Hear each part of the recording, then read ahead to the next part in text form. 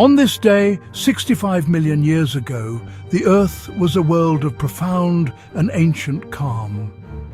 The air, thick with oxygen, heavy with humidity, and the scent of wet earth, blooming cycads, vast inland seas, shimmering turquoise under a generous sun, lapped against coastlines, choked with mangrove-like forests, immense rivers, wide and unhurried, carved their paths through continents that were still drifting toward their modern forms.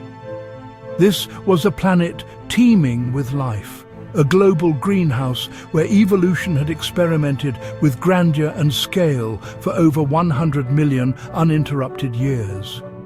The world was a symphony of buzzing insects, rustling leaves, and the distant low calls of colossal creatures.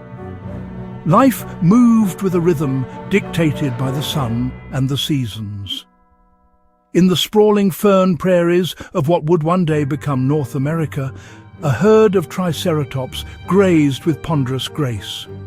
Their great, bony frills were canvases of colour, used for display and recognition, while their powerful beaks methodically snipped tough vegetation. Small, feathered dinosaurs, no larger than turkeys, darted through the undergrowth, hunting for lizards and hunting for large insects. The world was a stable kingdom of giants, utterly dominated by reptilian rulers. On land and in the vibrant seas, an intricate balance of life seemed destined to last forever. The great dinosaurs had faced every earthly challenge, but they could not know their world's greatest threat was not of the earth at all. From the cold dark of space, a mountain of stone and metal approached.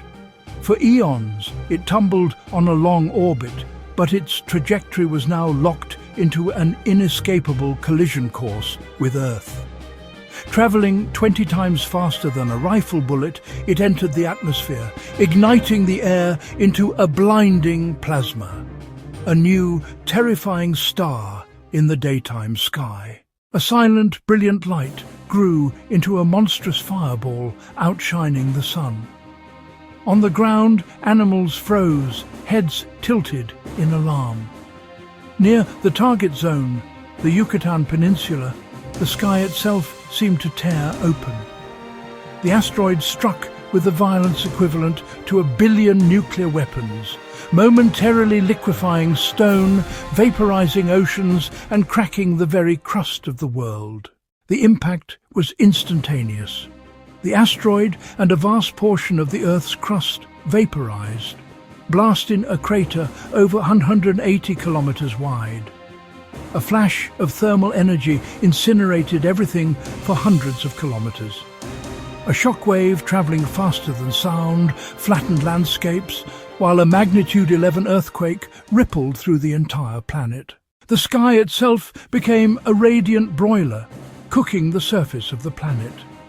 For hours, the air temperature soared, triggering continent-spanning wildfires.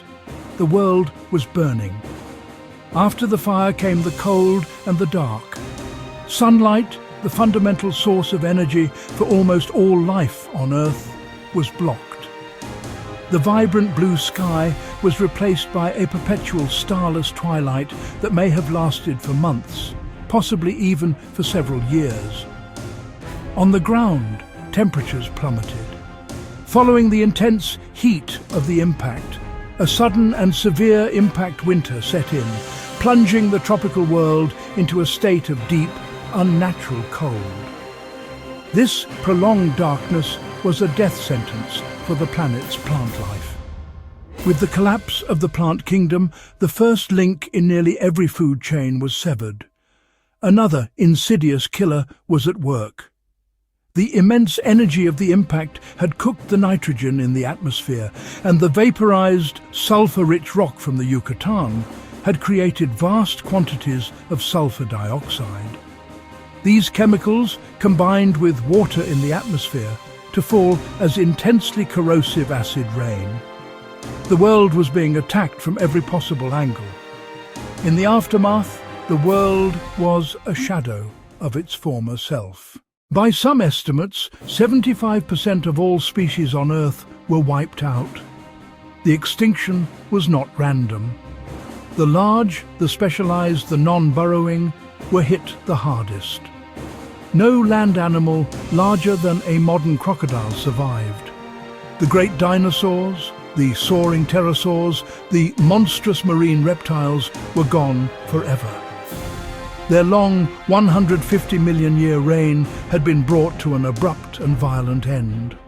For thousands of years, the planet was a quiet, desolate place. A ghost world haunted by the remains of a lost Eden.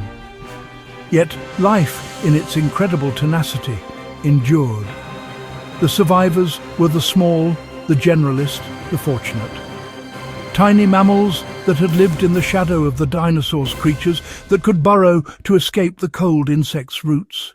The catastrophe acted as a great filter. From humble survivors, life slowly rebuilt itself. Over millions of years, mammals diversified, radiating into the vacant niches left by the dinosaurs. One path eventually led to us.